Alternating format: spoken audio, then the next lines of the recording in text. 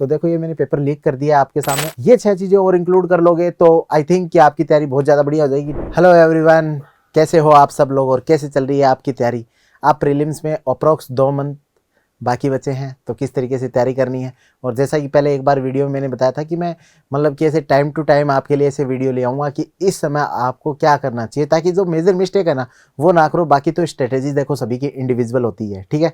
तो स्ट्रेटेजी आपकी इंडिविजुअल होनी चाहिए, ठीक है। स्ट्रेटेजी के अंदर कुछ है ना टॉपर्स का इनपुट लो, कुछ अपनी स्ट्रेंथ का इनपुट लो, और कुछ है ना मतलब प्रेजेंट टाइम में जिस प्रकार के पेपर आ रहे हैं उनका इनपुट लो, PYQs का, सिलेबस का, और एक बढ़िया सी खिचड़ी बना के परोस दो, ठीक है। तो लास्ट के 2 महीनों के अंदर क्या मिस्टेक नहीं करनी उसके ऊपर अपन चर्चा करेंगे। इससे पहले आपका एक मैंने कमेंट देखा था किसी बच्चे का, तो उसमें ये था कि सर आप मतलब कि यूट्यूब पे वीडियोस क्यों बनाते हो, और फिर है ना उन वीडियोस में जैसे कि बहुत सारे टॉपिक्स ऐसे हैं जैसे हेल्दी फूड्स वगैरह के बारे में, जिनके बारे में तो कोई डिस्कस नहीं करता, उनके बारे में भी क्यों बनाते हो, उससे क्या मतलब कि फ़ायदा है। तो यार उससे ये फ़ायदा है कि आप जैसे अभी है ना आँख बंद करके ना आप सोचो कि ना इंडिया के आप ना मतलब कि 10 IAS ऑफिसर्स का नाम बताओ, ठीक है। तो अब आप देखना उन 10 IAS ऑफिसर्स के अंदर आपको एक मेरा नाम भी ना याद आ जाएगा, ठीक है। सेकंड चीज़ आप क्या करना, अब आप है ना मतलब कि ऐसे करना कि मैक्सिमम डिटेल है ना, मतलब आप सर मतलब ऐसे बताना, ऐसे सोचना कि ऐसा आदमी जिसने आपको हर टॉपिक के बारे में, ऐसा कौन सा टॉपर है जिसने आपको हर टॉपिक के बारे में एकदम डिटेल से बताया, और 3 टॉपर्स के नाम याद करना, आपको मेरा नाम याद आ जाएगा। तो ये चीज़ जो है ना इस कैपिटल, इस सोशल कैपिटल के लिए ये थोड़े से एफर्ट्स है ना मैं मार देता हूँ, और ये मेरे को ऐसा लगता है कि ये सोसाइटी को ना मतलब गिव बैक करने के लिए सबसे बढ़िया मेथड है। और इसमें जनरली आप बहुत बार टाइम देखोगे कि वीडियो ना रात को 11 बजे, 12 बजे, रात को 1 बजे, 2 बजे शूट कर, मतलब कि शूट क्या नहीं कर रहा होता हूँ, मतलब जो टैबलेट के ऊपर जो जनरली वीडियो बनाता हूँ वो रात के टाइम के ही होते हैं। तो जो ये मेरा पर्सनल जो टाइम होता है ऑफिस आवर्स के बाद का जो टाइम होता है, उस टाइम में से मैं 10-15-20 मिनट निकाल के ना जो मेरा एक्सपीरियंस था वो आपके साथ शेयर करता हूँ, ताकि आप मिस्टेक ना करो। और यदि ना मतलब कि ये ज़रूरी नहीं है कि सारे के सारे बच्चे IAS बनेंगे, कुछ बच्चे तो RS भी बनेंगे, कुछ कोई टीचर बनेगा, कोई पुलिस में बनेगा, और बहुत सारे लोग आते हैं। अभी ऐसा ही का जब रिजल्ट आया था ना तो मेरे ऑफिस में मिलने आए थे कि सर हमने आपका वीडियो देखा था। तो ऐसे लोग आते हैं तो वो खुशी मिलती है, तो बस उसी के लिए हम ये कर रहे हैं। तो आज आपका टॉपिक है कि लास्ट के 2 मंथ्स के अंदर हम प्रीलिम्स की कैसे स्ट्रेटेजी में रखें, क्या चीज़ें नहीं करनी है। तो ये 6 टिप्स है मेरी साइड से, ठीक है। इन 6 टिप्स को आपको लास्ट में अभी 2 मंथ्स के अंदर इनको इंक्लूड करना है अपने टाइम टेबल, अपने जो टेस्ट सीरीज उसी के हिसाब से। इसमें ये नहीं कहूँगा जैसे आपने मानो कि मतलब कि एक पर्टिकुलर टेस्ट सीरीज कर रहे हो, मैं आके बोल दूंगा ये टेस्ट सीरीज कर लो, नहीं। आप जो कर रहे हो उसी के साथ कंटिन्यू करो, आपके जो रिसोर्सेज है उन्हीं के साथ कंटिन्यू करो, जो आप कोचिंग में पढ़ रहे हो उसी से कंटिन्यू करो, सेल्फ स्टडी कर रहे हो उसी से कंटिन्यू करो। केवल ये 6 टिप्स ऐसी हैं जिनको आपको लास्ट के 2 मंथ्स के अंदर अपने आप में इंक्लूड कर लेना है, ठीक है। तो सबसे पहले है more focus on test series. अब धीरे धीरे आपका जो ना, जैसे मैंने पहले भी एक वीडियो बनाया था कि अब ये फेज ऐसा आ गया है जिसमें आपको स्टैंडर्ड बुक्स के बजाय अब आपको टेस्ट सीरीज की तरफ है ना ज़्यादा बढ़ जाना चाहिए, ज़्यादा प्रैक्टिस करनी पड़ेगी। अब सर कितनी प्रैक्टिस करें? Minimum 2 to 3 paper per week. आप 2 से 3 पेपर यदि पर वीक लगाओगे तो जो अभी आप ना मतलब आपके पास सफिशिएंट टाइम है, 20 से 25 पेपर्स ना आप लगा सकते हो पूरा जो टाइम बचा हुआ है उस टाइम के अंदर, ठीक है। और ये 20-25 पेपर से ना ये ज़्यादा याद रहता है, क्योंकि जब अपन कोई क्वेश्चन करते हैं वो गलत होता है ना, उस गलती को फिर ठीक करते हैं ना तो वो ब्रेन के अंदर इम्प्रिंट हो जाती है, ज़्यादा चीज़ें अपने को क्या होती हैं, याद हो जाती हैं। इसलिए अब आपका टाइम आ गया है कि आप टेस्ट सीरीज की तरफ ज़्यादा फोकस करो। जैसे मतलब आपका टाइम जैसे मतलब बताया ना कि ज़्यादा टेस्ट सीरीज एनालिसिस में, अपने क्वेश्चन के एनालिसिस में, खुद की गलतियों में, मतलब उधर ज़्यादा जाना चाहिए, और अपनी जो बुक्स है उनका आप थोड़ा सा मतलब कि फास्टर रिविजन कर सकते हो। सेकंड मेरी तरफ से एडवाइस है कि find weak topic in every subject. अब देखो आपको क्या करना है, अब वो गलती नहीं करनी। ये गलती मैंने ना मतलब कि RS का जब अटेम्प्ट दे रहा था तब मैंने की थी कि जैसे मैं जब भी ना मतलब कि हिस्ट्री को पढ़ना स्टार्ट करता था, तो हिस्ट्री को पढ़ता था ना तो मतलब कि स्टार्टिंग को इतना पढ़ लिया कि जो मतलब कि पोर्तुगीज जो आए थे वो किस तरीके से आए, मतलब कि कैसे फाइट की, वो सारी चीज़ें तो याद हो गई जहाँ से क्वेश्चन आते नहीं।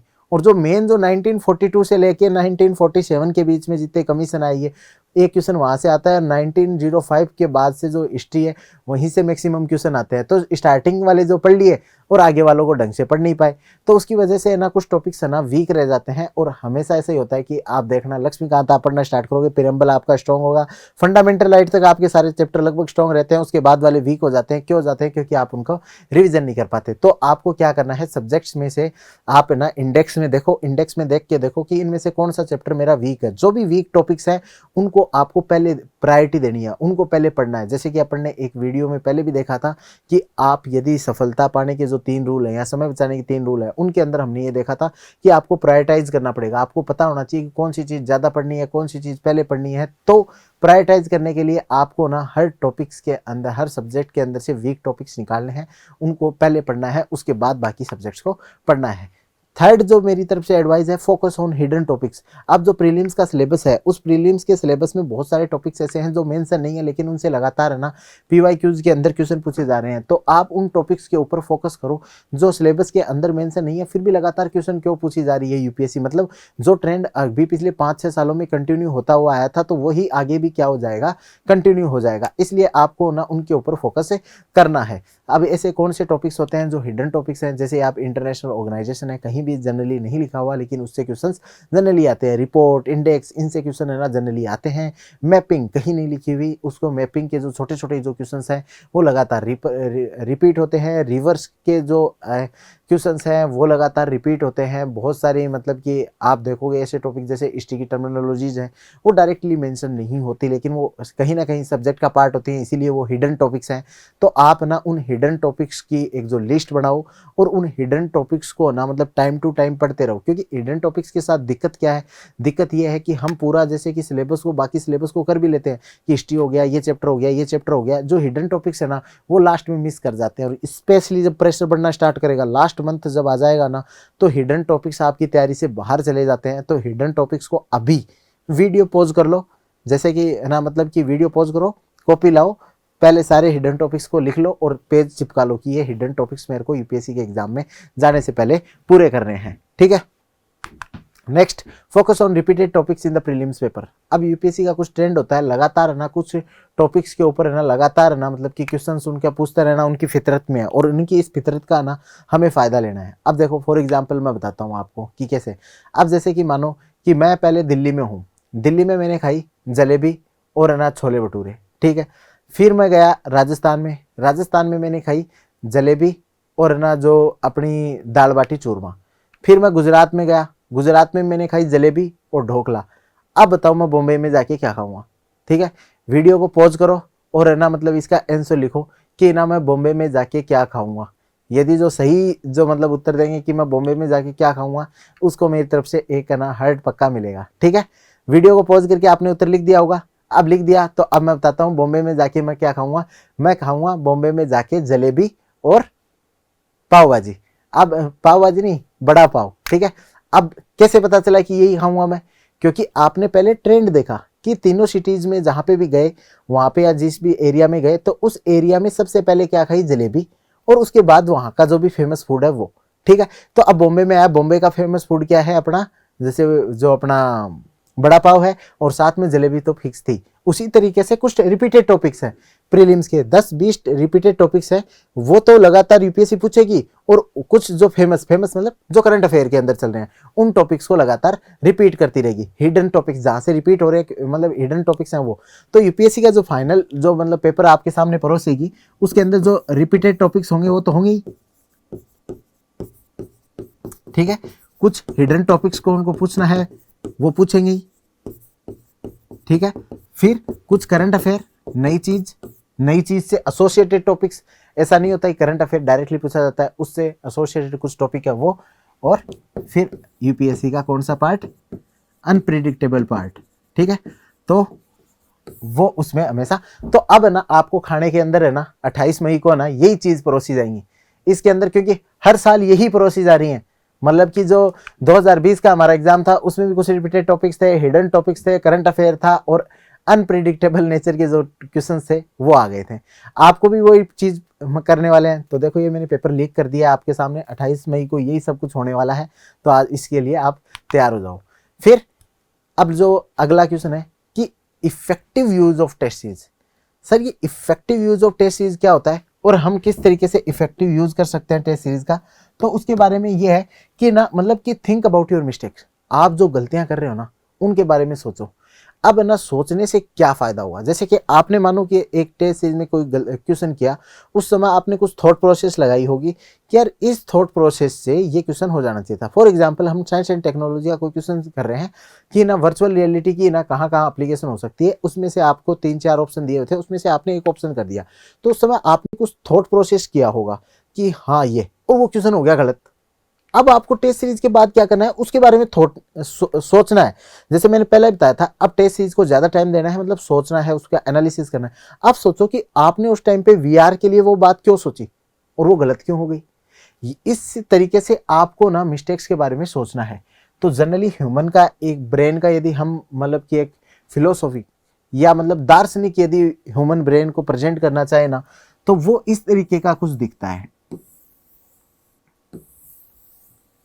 ठीक है, अब ये बताओ इस तरीके का ना मतलब कि जो दार्शनिक ना फोटो किसने देखी है आज तक ब्रेन की, ठीक है, उसी बात की हम करने वाले हैं। तो ये यहाँ पे जो पार्ट है ना, ये जो पार्ट है ना वो है अपना कॉन्शियस ब्रेन का, कॉन्शियस पार्ट है। ये है वो क्या है, सेमी कॉन्शियस है।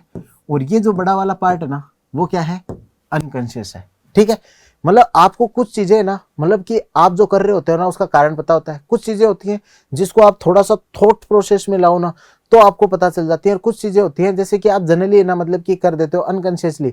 ठीक है, जैसे ही आपको पूछेंगे कि ना मतलब आप ना मतलब कि आपका फेवरेट फूड कौन सा है, तो आपके अंदर से अपने आप ही निकल के आ जाएगा वो, कॉन्शियस सबकॉन्शियस अनकॉन्शियस माइंड के अंदर से आपका नाम क्या है, आप कहाँ से हो, तो वो अपन अनकॉन्शियस माइंड से ही रिप्लाई दे देते हैं। ठीक है, अब देखो यदि आप इस ब्रेन के ऊपर ही डिपेंड रहे कि सर इस ब्रेन से ही यूपीएससी निकाल लेंगे, तो आपके लिए भयंकर टफ हो जाएगा ये काम। क्योंकि इस पे आप 30, 35, 40 क्वेश्चंस तो आप सोल्व कर लोगे, उसके बाद वाले क्वेश्चंस को कैसे सोल्व करना है, आपको इस ब्रेन को यहां तक लेके आना है। मतलब इस तरीके से कुछ पार्ट तो सब कॉन्शियस रहेगा ही, लेकिन जो आपको ना इस कॉन्शियस पार्ट को, अपने ब्रेन के कॉन्शियस पार्ट को बढ़ाना है। कॉन्शियस पार्ट कैसे बढ़ेगा, जब आप अपनी मिस्टेक्स के बारे में सोचोगे। जैसे कोई भी क्वेश्चन किया, यार मैंने ये ऑप्शन क्यों किया, क्या थॉट प्रोसेस थी, अब आपने थॉट प्रोसेस को पकड़ लिया।